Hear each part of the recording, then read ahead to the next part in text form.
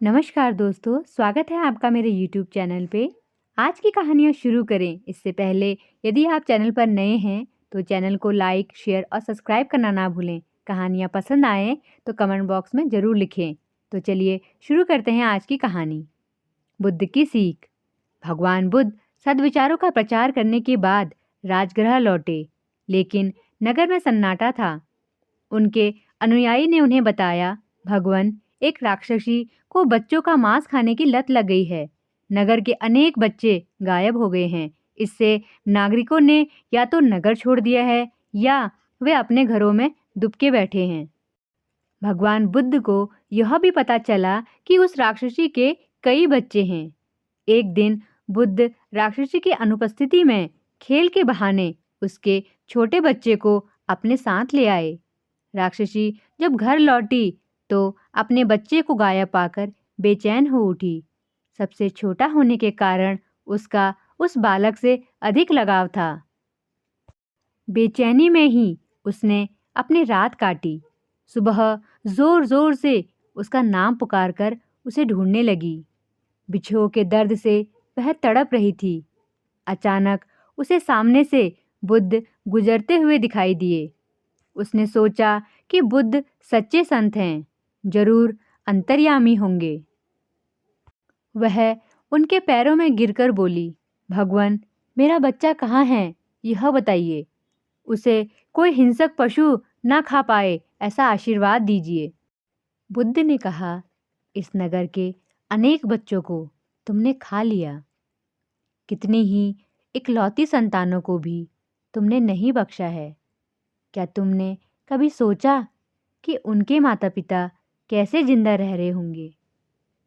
बुद्ध के वचन सुनकर वह पश्चाताप की अग्नि में जलने लगी।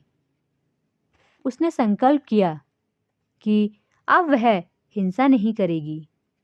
भगवान बुद्ध ने उसे समझाया कि वास्तविक सुख दूसरों को दुख देने या दूसरों का रक्त बहाने में नहीं, अपितु उन्हें सुख देने में है। उन्होंने उसका बच्चा उसे वापस कर दिया। अगली कहानी है मारने वाले से बचाने वाले का अधिक अधिकार। तो चलिए कहानी शुरू करते हैं। एक दिन राजकुमार सिद्धार्थ अपने चचेरे भाई देवदत्त के साथ बाग में घूमने के लिए गए। जहाँ सिद्धार्थ कोमल हृदय का बालक था, वहीं देवदत्त झगड़ालू व कठोर स्वभाव का था। सिद्धार्थ की सभी प्रशंसा करते थे। देवदत्त की प्रशंसा कोई नहीं करता था, इसलिए देवदत्त मन ही मन सिद्धार्थ से जलता था। जहाँ वे दोनों घूम रहे थे, उनसे थोड़ी ही दूरी पर एक हंस उड़ रहा था। उस हंस को देखकर सिद्धार्थ बहुत प्रसन्न हो रहा था।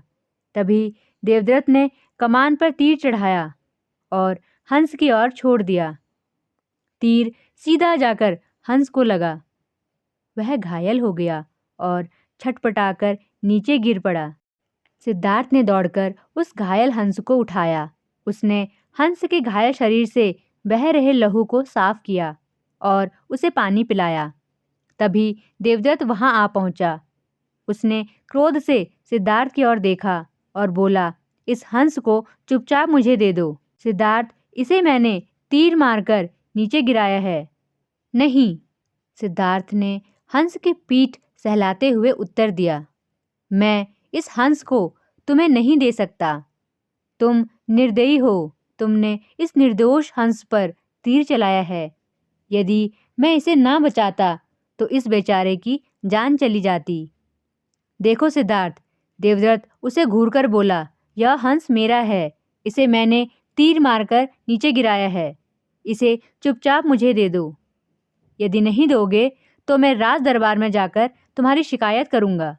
सिद्धार्थ ने उसे हंस देने से साफ साफ मना कर दिया। देवदत्त राजा शुद्धोधन के दरबार में जा पहुंचा और सिद्धार्थ की शिकायत की। शुद्धोधन ने उसकी शिकायत को ध्यानपूर्वक सुना और फिर सिद्धार्थ को बुलावा भेजा। कुछ ही देर में सिद्धार्थ हंस को लेकर राज दरबार में उपस्थित हो गया।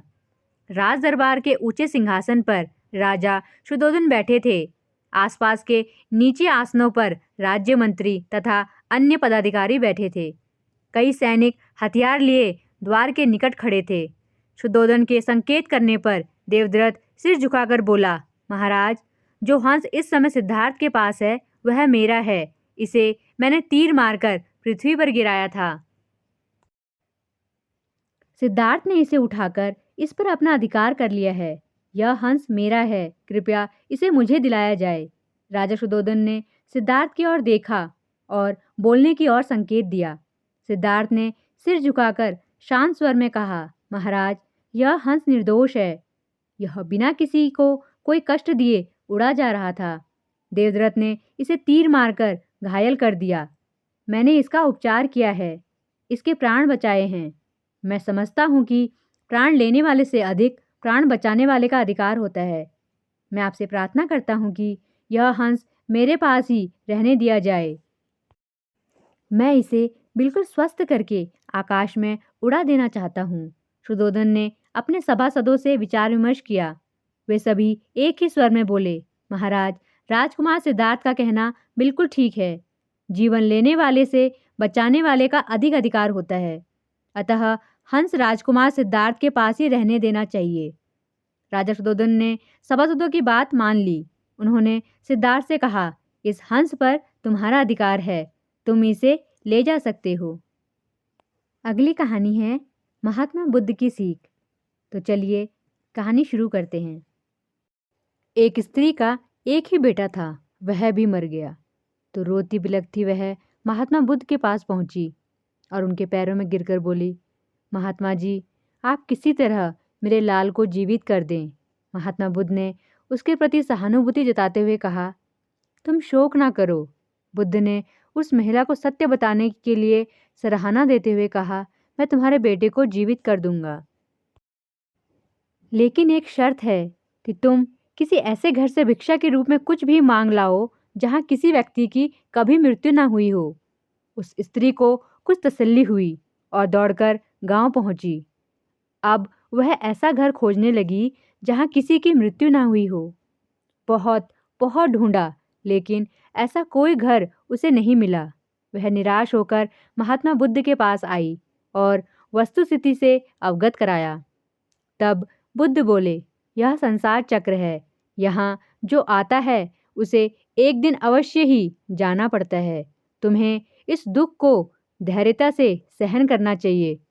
तब महिला को बुद्ध के वचन समझ आए और उस महिला ने फिर बुद्ध से संन्यास लिया और मोक्ष की राह पर चलने लगी। कहानियाँ पसंद आई हों तो चैनल को लाइक, शेयर, सब्सक्राइब करना ना भूलें। And thanks for watching.